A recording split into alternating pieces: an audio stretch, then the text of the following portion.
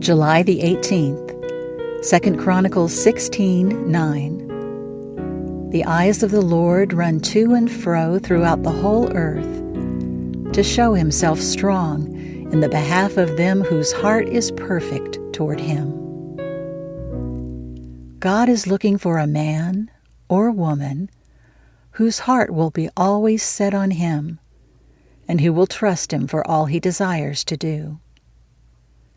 God is eager to work more mightily now than he ever has through any soul.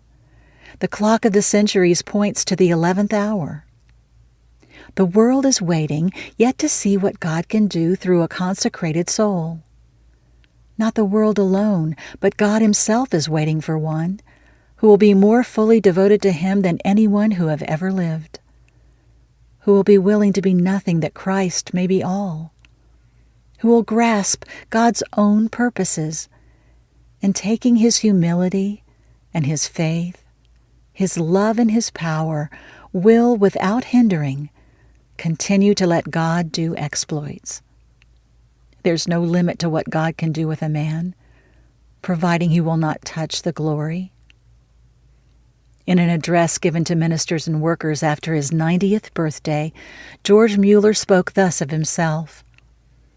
I was converted in November 1825, but I only came into the full surrender of the heart 4 years later, in July 1829.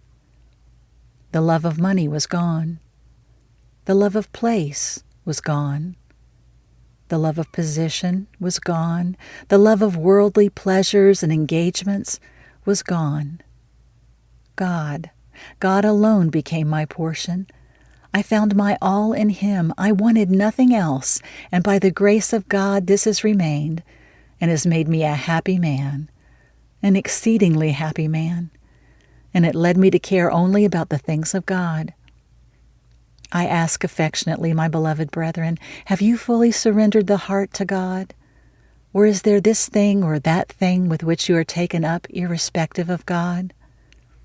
I read a little of the Scriptures before, but preferred other books. But since that time, the revelation he's made of himself has become unspeakably blessed to me, and I can say from my heart, God is an infinitely lovely being.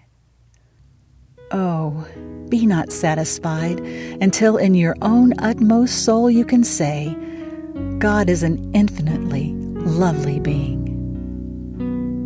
I pray to God this day to make me an extraordinary Christian.